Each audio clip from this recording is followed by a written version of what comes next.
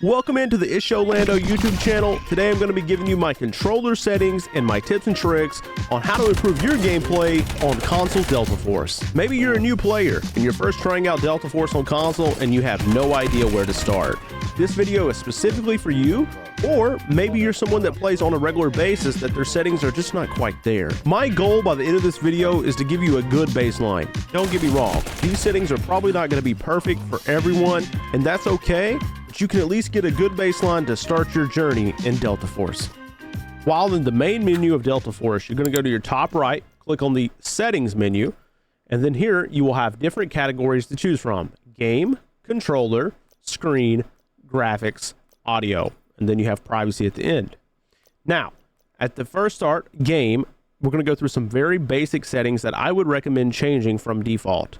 Number one, here is the crossplay toggle wheel. If you are currently playing on a PlayStation device, this is super easy to turn on and off. All you would need to do is just click on, and now you can play with people that are on PC.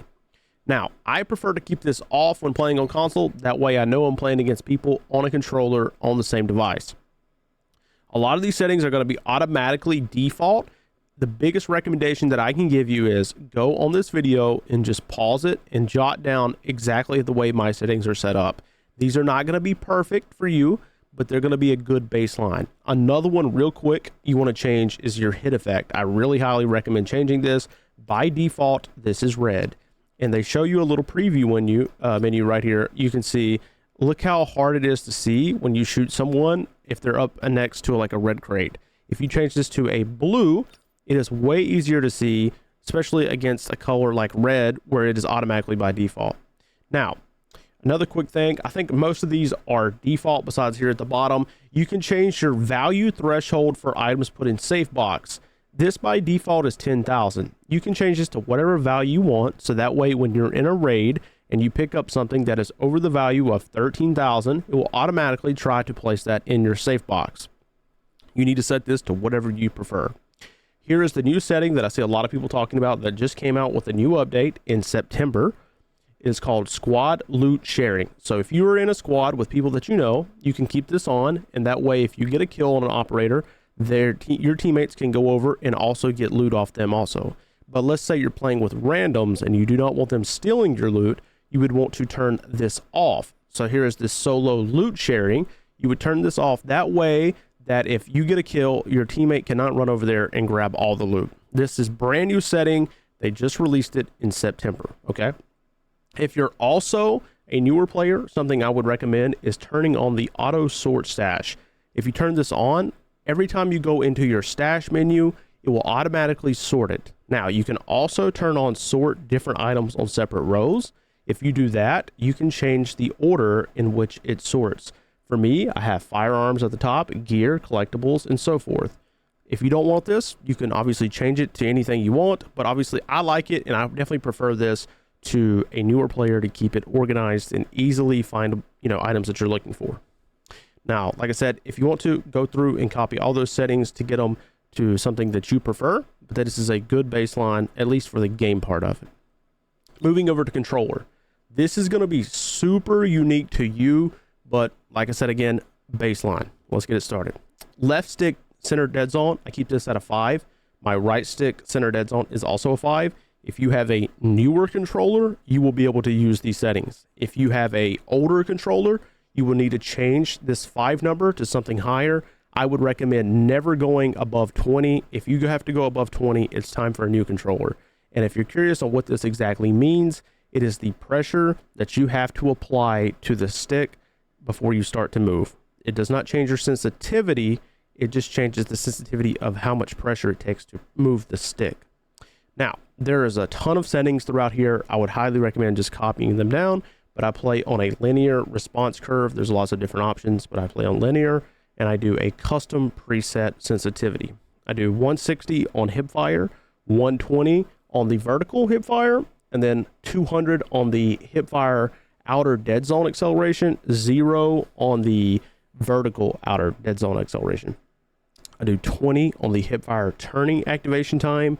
I do 0 on the hipfire turn delay, 80 on the ADS horizontal sensitivity, 55 on the ADS vertical sensitivity, 20 on the ADS horizontal outer dead zone acceleration, 20 on the ADS vertical outer dead zone acceleration.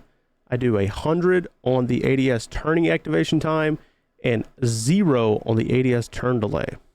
I also have ADS transition as my sensitivity transition mode, and then I have automatically scope magnification adjust. Okay. And then right here is the rest of these. I just have adaptive triggers turned on, but I don't really use my triggers, so you probably would recommend turning that off. The rest of this is for ground vehicles. I play operations, so there are no vehicles in that, but if you do play warfare, obviously you might want to check with a different settings video. Going over another big change, I do have a custom controller preset, and the reason I do custom is because I use a PS5 controller and I shoot with my R1 and aim in with L1. Instead of default, it is shoot with R2, aim in with L2, or aim in with L2. So another quick thing, auto run tactical sprint, I have this set to auto instead of off. That way, if you just press up on the left stick, you're automatically running. I prefer to play like this. If you do not, obviously you may want to change that. And then, like I said here, I swap L1 R2 with this button right here.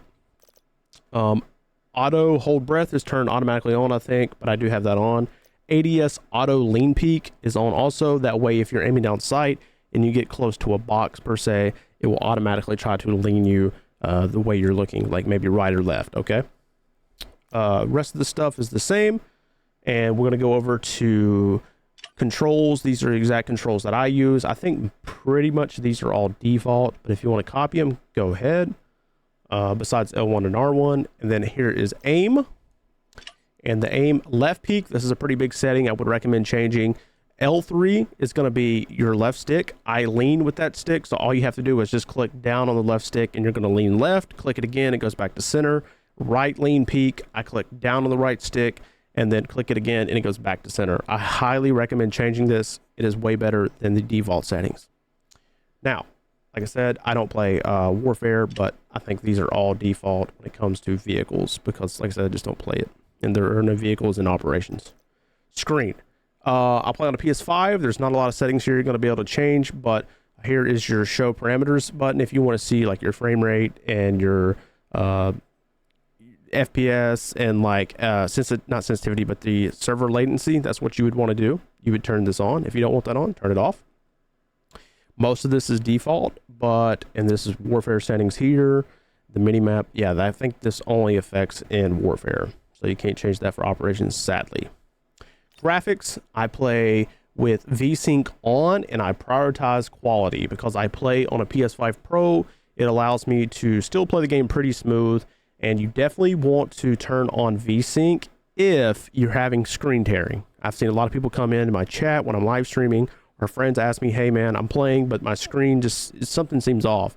Turn on VSync. It will get rid of the screen tearing. It does add additional latency, but let's be honest, for the most part, this is really not going to affect much during a gunfight at a casual level. Obviously, if you want to prioritize frame rate and you get a little bit better frames, you can change it there. You just need to turn off VSync and then turn it back on. Here is your FOV. You need to change this to something you prefer. I am currently playing on 115. I would definitely recommend something between 100 and probably 115. I think when you go to 120, it's a little too much, and anything below 100, you're not going to be able to see anything up close. You can also turn on the fisheye protection mode right here if you want. Here's my audio settings. It is pretty much default for everything. I do turn off the copyrighted music since I stream, but if you want to, you can change from speakers to headphone here, and these are the exact settings that I use, but they're all pretty much default. Then at the very end, here is your privacy settings. If you want to change anything in there, that would be up to you.